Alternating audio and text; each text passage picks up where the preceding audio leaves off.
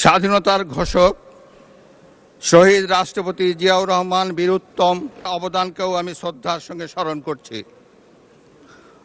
বাংলাদেশের তিনবারের নির্বাচিত সাবেক প্রধানমন্ত্রী ও বিএনপির সাবেক চেয়ারপারসন দেশনেত্রী বেগম খালেদা জিয়ার অবদানকে শ্রদ্ধার সঙ্গে স্মরণ করছি, যিনি দেশে সংসদীয় গণতন্ত্র প্রতিষ্ঠা করেছেন। গণতন্ত্র প্রতিষ্ঠার লড়াইয়ে প্রতিবার সামনের কাতারে থেকে আপোষহীন নেতৃত্ব দিয়েছেন। জনাব স্পিকার, বাংলাদেশের গণতন্ত্রের ইতিহাসে 2024 সালের জুলাই আগস্ট মাসে ছাত্র জনতার গণ অভ্যুত্থান একটি গুরুত্বপূর্ণ ঘটনা।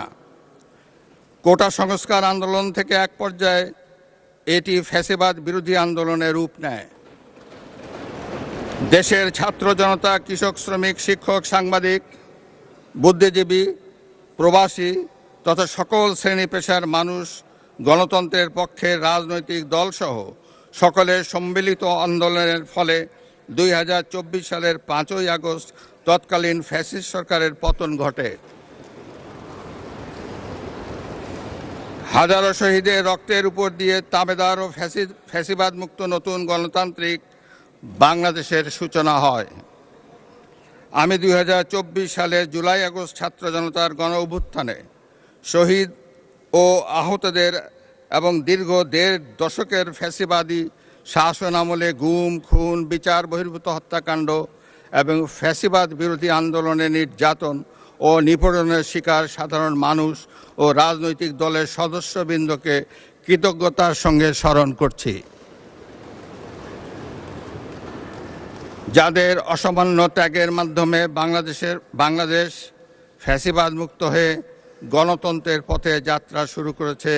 সকলকে জানাই আমার আন্তরিক শ্রদ্ধা।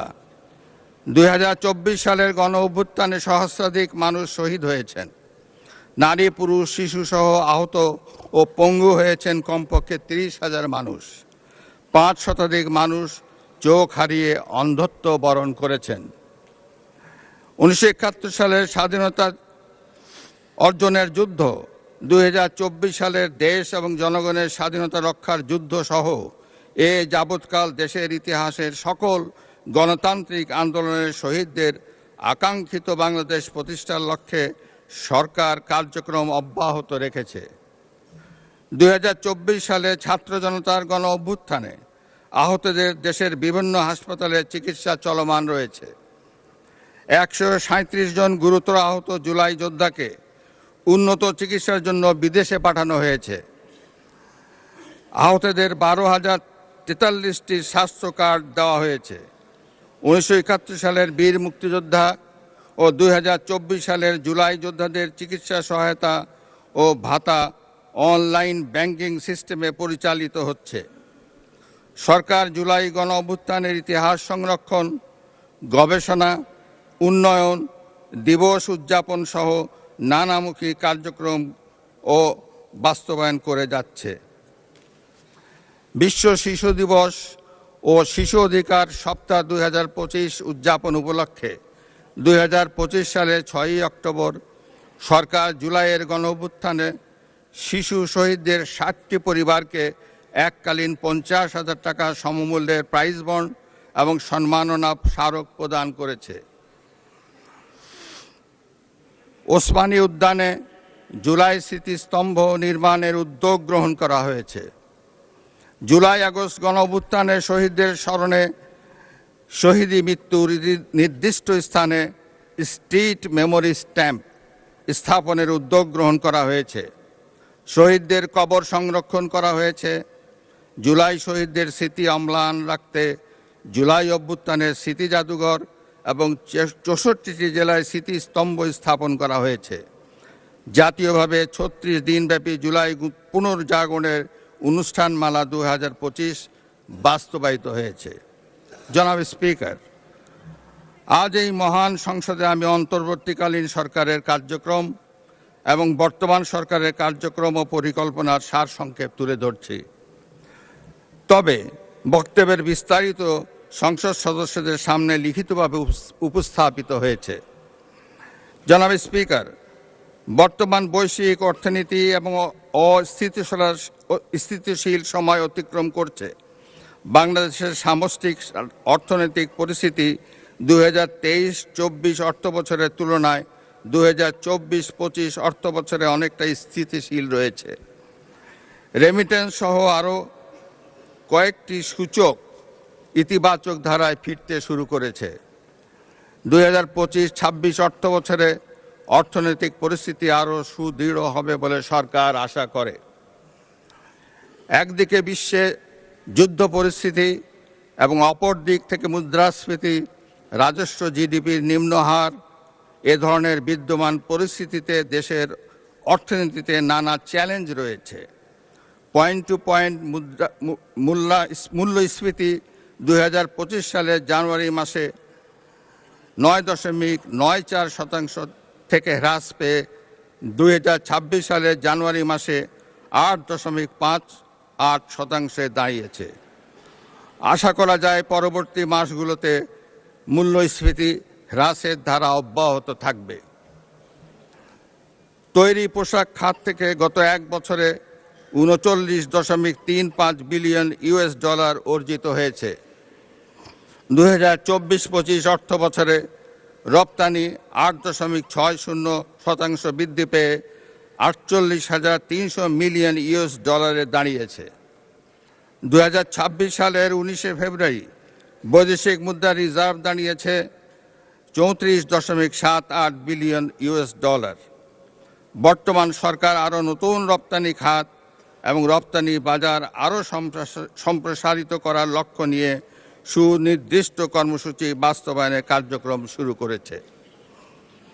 সরকার বাংলাদেশ ব্যাংক, রাষ্ট্রায়ত্ত বেসরকারি ব্যাংক, আর্থিক প্রতিষ্ঠান, বীমা কোম্পানি এবং পুঁজিবাজারের সঙ্গে সমন্বয়ের মাধ্যমে তদারকি কার্যক্রম উন্নতকরণ, আমানতকারীদের সুরক্ষা নিশ্চিতকরণ এবং খেলাপি ঋণ হ্রাসে গুরুত্ব দিয়েছে। বর্তমান সরকার ব্যাংক খাতে সুশাসন, মুদ্রাস্ফীতি নিয়ন্ত্রণ, সুদের হার যৌক্তিকরণ এবং জনগণের আস্থা ফিরিয়ে আনার জন্য কার্যকর নীতি প্রণয়ন করবে বলে আশা রাখি। এ লক্ষ্যে অর্থনৈতিক সংস্কার কমিশন গঠন করা হবে। পুঁজিবাজারের সংস্কারের জন্য একটি পুঁজিবাজার সংস্কার কমিশন গঠনের পাশাপাশি ফ্যাসিবাদের শাসন আমলে পুঁজিবাজারে সংগঠিত অনিয়মও তদন্ত করবে। জনাব স্পিকার, 2025-26 অর্থ বছরের এডিপি প্রণয়ন দেশের অর্থনৈতিক প্রবৃদ্ধি বজায় রাখা, বেকারত্ব হ্রাস, কর্মসংস্থানের সুযোগ সৃষ্টি, দরিদ্র বিমোচন, কৃষি ও শিল্পের উন্নয়ন, মানব সম্পদ উন্নয়ন এবং জীবনমান উন্নয়নে বিশেষ গুরুত্ব দেওয়া হয়েছে।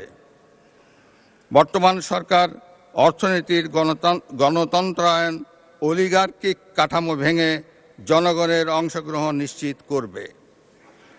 ঋণ নির্ভর অর্থনীতিকে বিনিয়োগ নির্ভর অর্থনীতিতে রূপান্তরই হবে বর্তমান সরকারের মূল লক্ষ্য। কর্মসংস্থান সৃষ্টি ও সম্পদ তৈরিতে বিনিয়োগ নির্ভর অর্থনীতি হবে চালিকা শক্তি। বর্তমান সরকার 2034 সালের মধ্যে $1 ট্রিলিয়ন অর্থনীতি গড়ে তোলার লক্ষ্যমাত্রা নির্ধারণ করেছে।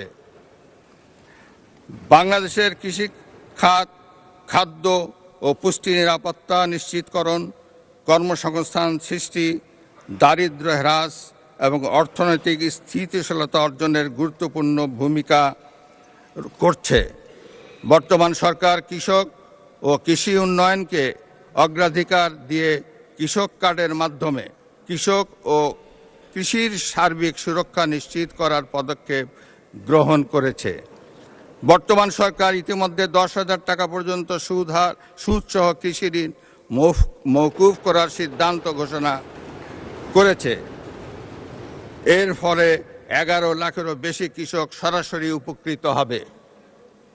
জনাব স্পিকার, 2024 সালের গণঅভ্যুত্থানের উদ্দেশ্য ছিল ফ্যাসিবাদের পতন ঘটিয়ে জনগণের সরাসরি ভোটে জনগণের কাছে জবাবদিহিমূলক সরকার গঠনের মাধ্যমে একটি বৈষম্যহীন ন্যায়ভিত্তিক গণতান্ত্রিক রাষ্ট্র এবং সমাজ বিনির্মাণ। সেই লক্ষ্য অর্জনে ফ্যাসিবাদ পতন পরবর্তী সরকার কর্তৃক রাষ্ট্র মেরামতের অংশ হিসাবে জনগুরুত্বপূর্ণ খাত সংস্কারের লক্ষ্যে 11টি সংস্কার কমিশন গঠন করা হয়েছিল। বর্তমান সরকারও করব কাজ, গড়ব দেশ, সবার আগে বাংলাদেশ, এই স্লোগানকে উপজীব্য করে দলীয় নির্বাচনে ইশতেহার ঘোষণা করেছিল। ইশতেহারে রাষ্ট্র ব্যবস্থার সংস্কারের গণতন্ত্র, জবাবদিহিতা ও সুশাসন এই 3টি বিষয়কে অগ্রাধিকার দেওয়া হয়েছে। তবে সরকারের সকল পরিকল্পনা বাস্তবায়নের জন্য প্রয়োজন কঠোর হস্তে দুর্নীতি নিয়ন্ত্রণ এবং আইন শৃঙ্খলা পরিস্থিতির উন্নয়ন। এই 2টি বিষয় নিয়ন্ত্রণে বর্তমান সরকার দৃঢ়তার সঙ্গে কাজ করছে। দেশে দুর্নীতি নিয়ন্ত্রণে বিএনপি সরকারের ট্র্যাক রেকর্ড রয়েছে। তৎকালীন আওয়ামী লীগ সরকারের বাংলাদেশকে দুর্নীতিতে চ্যাম্পিয়ন বানিয়ে 2001 সালের জুন মাসে ক্ষমতা থেকে বিদায় নিয়েছিল। 2001 সালের অক্টোবর মাসে পূর্ববর্তী সরকারের রেখে যাওয়া দুর্নীতিতে চ্যাম্পিয়ন বাংলাদেশের দায়িত্ব নিয়ে বেগম খালেদা জিয়ার নেতৃত্বাধীন সরকার দুর্নীতি দমনে কঠোর পদক্ষেপ গ্রহণ করে। এছাড়া দুর্নীতি প্রতিরোধের লক্ষ্যে দুর্নীতি দমন কমিশন আইন 2004 প্রণয়ন করে। এর ফলে বিশ্বে দুর্নীতিতে চ্যাম্পিয়ন হওয়ার কলঙ্ক থেকে বাংলাদেশ মুক্তি পায়। 2006 সালের অক্টোবর মাসে বিএনপি যখন রাষ্ট্র ক্ষমতা থেকে বিদায় নেয়, তার অনেক আগেই বিশ্বে দুর্নীতিতে চ্যাম্পিয়নের কলঙ্ক থেকে মুক্ত হয়ে বাংলাদেশ এশিয়ার ইমার্জিং টাইগার হিসাবে স্বীকৃতি পায়।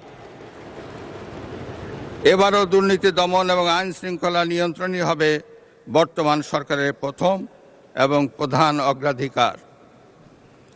জনাব স্পিকার, দেশের অর্ধেকেরও বেশি নারী শক্তিকে রাষ্ট্র রাজনীতির মূলধারার বাইরে রেখে স্বনির্ভর বাংলাদেশ গড়ে তোলা সম্ভব নয়।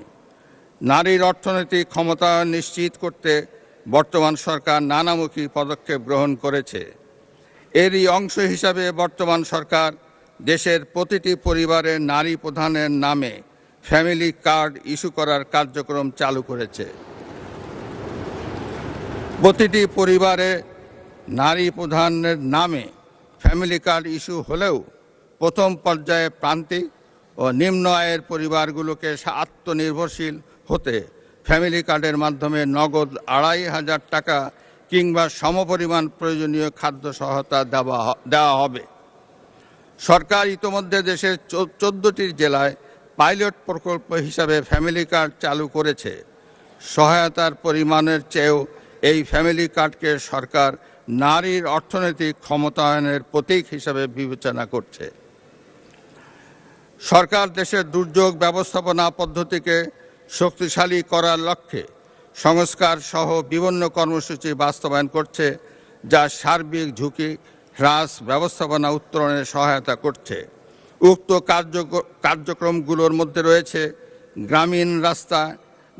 গ্রামীণ রাস্তায় 15 মিটার দৈর্ঘ্য পর্যন্ত সেতু, কালভার্ট নির্মাণ, বন্যা আশ্রয় কেন্দ্র ও বহুমুখী ঘূর্ণিঝড় আশ্রয় কেন্দ্র নির্মাণ, অতি দরিদ্রদের জন্য কর্মসৃজন কর্মসূচি, হেরিংবন্ড রাস্তা নির্মাণ, বহুমুখী উদ্ধার ও অনুসন্ধান কাজের জন্য যন্ত্রপাতি, নৌযান সংগ্রহ, পরিচালনা ও রক্ষণাবেক্ষণ, টিআর, কাবিটা, সিপিপি কর্মসূচি এবং শরণার্থী বিষয়ে কার্যক্রম হাতে নিয়েছে। সরকার দরিদ্র বিমোচন, সামাজিক সুরক্ষা ও অন্তর্ভুক্তিমূলক উন্নয়নের উপর বিশেষ গুরুত্ব দিয়ে আসছে। দেশের প্রতিবন্ধী ব্যক্তি, বয়স্ক, বিধবা, স্বামী নিগৃহীতা নারী, দুস্থ ও অসহায় জনগোষ্ঠীর জন্য সামাজিক নিরাপত্তা, মানব সম্পদ উন্নয়ন ও পুনর্বাসনমূলক কার্যক্রমের আওতায় 1,30,00,000-এরও বেশি মানুষ উপকৃত হচ্ছেন। বর্তমান সরকার বিশেষ চাহিদা সম্পন্ন জনগোষ্ঠীর কল্যাণ নিশ্চিত করতে বিশেষায়িত স্বাস্থ্যসেবা ইউনিট ও স্কুল প্রতিষ্ঠা কারিগরি শিক্ষায় স্কলারশিপ প্রদান করবে। তাদের সেবা নিশ্চিত করতে স্বতন্ত্র অধিদপ্তর গঠন করা হবে। জনাব স্পিকার, সাবেক প্রধানমন্ত্রী মরহুমা বেগম খালেদা জিয়া সরকারের সময় মেয়েদের অবৈতনিক শিক্ষা চালু করা হয়েছিল। একই ধারাবাহিকতায় দেশে নারী শিক্ষার প্রসারে দ্বাদশ শ্রেণী পর্যন্ত মেয়েদের শিক্ষা অবৈতনিক এবং স্নাতক পাশ ও সমমান